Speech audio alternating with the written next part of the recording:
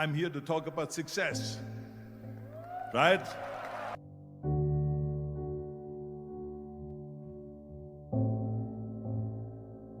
The first rule of success is to have a vision.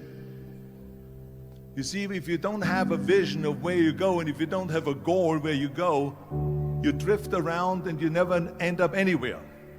It's like you can have the best ship in the world, you can have the best airplane in the world. If the pilot or the captain doesn't know where to go, it would just drift around. It would not end up anywhere, or most likely in the wrong place.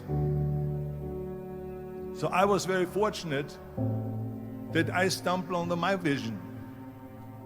I mean, as you know, I was born in 1947 in Austria after the Second World War. And I didn't really like Austria when I grew up. I couldn't wait to get out of there. I couldn't see myself becoming a farmer or a worker in a factory or anything like that, even though my parents wanted me to stay there and have a normal life. My father wanted me to become a police officer like he was. My mother wanted me just to stay there and marry a girl with the name of Heidi, hopefully, and have a bunch of kids and run around like the Van Trapp family in The Sound of Music. But that was their vision, not mine. My vision was totally different. I felt that I was born for something special, for something unique, for something big. You know how great it felt that I knew where I was going? Imagine the majority of people don't know where they're going. When you have a goal, when you have a vision, everything becomes easy. Because remember that in America, for instance, when you study, you will see the percentage of people that like their jobs. 74% hate their job in America. Now, there is not much different when you come to Europe. The majority of people don't like what they're doing because they're really not doing it because they didn't have a goal and they followed this goal.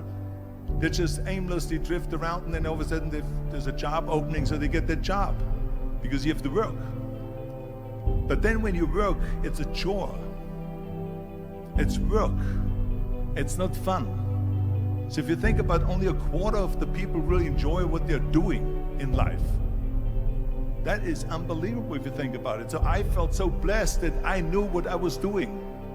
It's like a medical student that studies and knows he wants to become a doctor. You know where to go. So I knew where to go. So people always ask me, when they saw me in the gym in the pumping iron days, they say, why is it that you're working out so hard? 5 hours a day, 6 hours a day, and you have always a smile on your face. The others are working out just as hard as you do, and they look sour in the face. Why is that? And I told people all the time, I said, because to me, I'm shooting for a goal. In front of me is the Mr. Universe title. So every rep that I do gets me closer to accomplishing that goal, to make this goal, this vision turn into reality. Every single set that I do, every repetition, every weight that I lift will get me a step closer to turn this goal into reality. So I couldn't wait to do another 500-pound squat. I couldn't wait to do another 500-pound bench press. I couldn't wait to do another 2,000 reps of sit-ups. I couldn't wait for the next exercise, for the next half hour of posing and all the kind of things that you have to do to be a champion. And with the age of 20, I went to London and I won the Mr. Universe contest as the youngest Mr. Universe ever. And it was because I had a goal. So let me tell you something, visualizing a goal and going after it makes it fun. You got to have a purpose no matter what you do in life. You got to have a purpose. So that's rule number one, have a vision. Rule number two is, don't listen to the naysayers. Don't listen to the naysayers.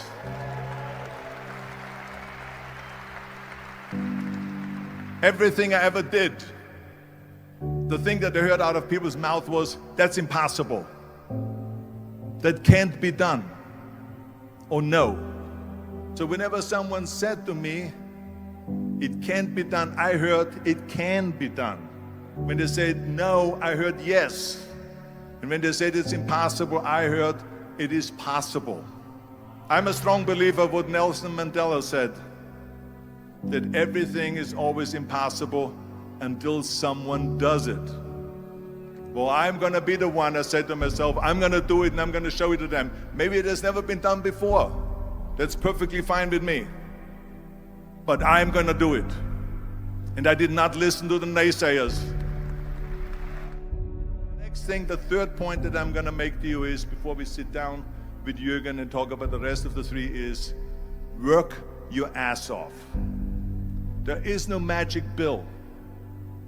There is no magic out there. You cannot get around. You have to work and work and work. And it drives me crazy when people say that they don't have enough time to go to the gym for 45 minutes a day and work out. Or to do something for 45 minutes to an hour a day to improve. If it is physically improve or if it is mentally to improve. Imagine you read 1 hour a day about history.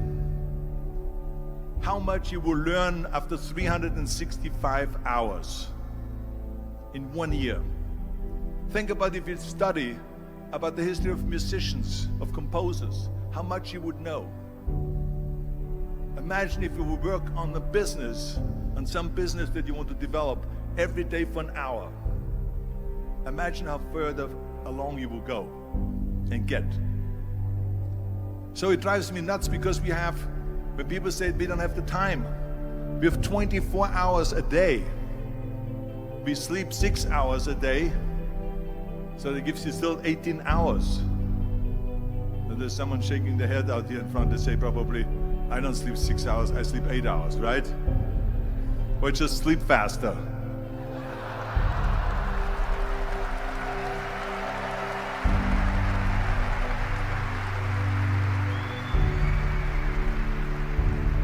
So we have 18 hours a day. The average person works around 8 to 10 hours. So let's assume it's 10 hours, so we have 8 hours left. Then you travel around an hour a day, maybe 2 hours a day. So now you have still 6 hours left. So what do you do with these 6 hours? What do you do with these 6 hours? Then we eat a little bit, then we schmooze a little bit, talk a little bit to people and all that stuff. But you can see how much time there is available if you organize your day. So you got to work hard.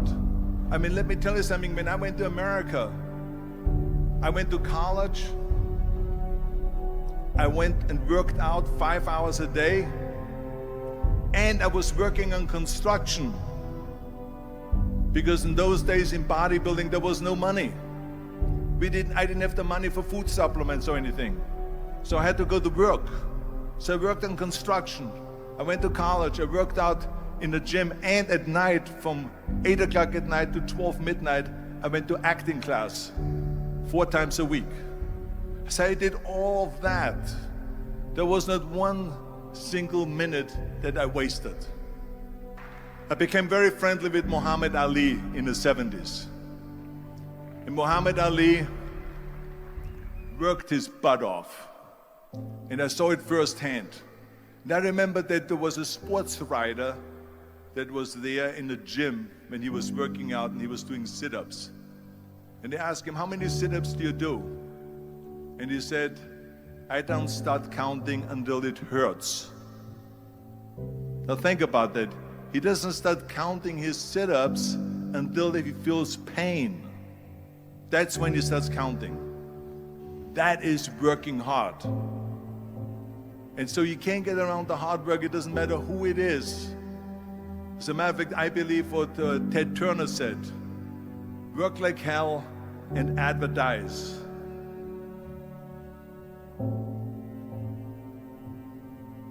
You get it? Work like hell, go to bed, and early to rise, work like hell and advertise. So you work your ass off, and then you let the world know about your work. That's what it is all about. Let people know. If you have a company, if you have a movie, if you do a sports, work your ass off, but then advertise and let everyone know. I hate plan B. And I tell you why. Because we have so many doubters, as I've said earlier, the no-sayers. We have so many of those people that say no and you can't do it, it's impossible. That is okay, because we just turn off, as I said earlier, and we listen and we hear the no being a yes. You can't do it, you can do it, and all of that. So that is possible to do that amongst all the negative people around you. But when you start doubting yourself, that's very dangerous. Because now what you're basically saying is that if my plan doesn't work, I have a fallback plan, I have a plan B. And that means that you start thinking about plan B, and every thought that you put into plan B, you're taking away now that thought and that energy from plan A.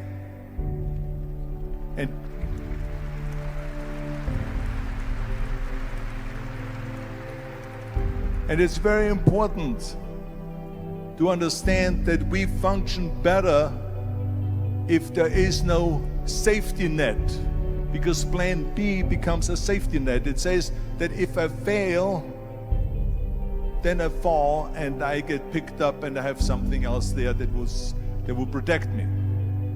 And that's not good, because people perform better when there's no safety net.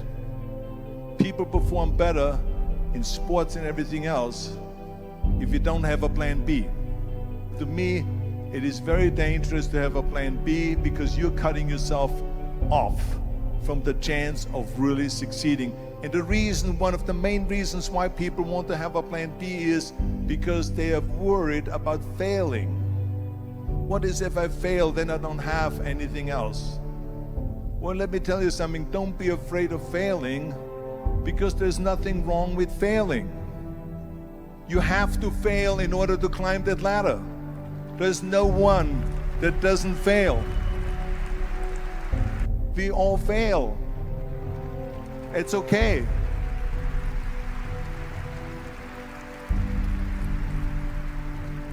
What is not okay is that when you fail, you stay down. Whoever stays down is a loser. And winners will fail and get up, fail and get up, fail and get up. You always get up. That is a winner. That is a winner. Hey, we all lose. We all have losses. This is okay. And this is why I say don't be worried about losing, because when you're afraid of losing, then you get frozen. You get stiff. You're not relaxed. You got to be, in order to perform well in anything, if it's in boxing or if it is on your job or with your thinking, is only happening when you relax. So relax. It's okay to fail. Let's just go all out and give it everything that you got. That's what it is all about. So don't be afraid to fail. This is one of my 6 rules to success. You can only feel complete as a person if you think about what can you do for your fellow member around you that maybe needs help. I felt like that. Everyone has a different motivation why you get into that. I was an immigrant going to America, and I saw how America was the most generous country in the world. I mean, they opened up their arms to me, they helped me, they invited me for Thanksgiving dinner. The people, they brought me, the bodybuilders in the gym brought me plates to my apartment because I had no plates, I had no silverware, I had no bedware, I had no pillows, I had no blanket, I had no TV, I had no radio, I had nothing. They brought it to my apartment. They helped me.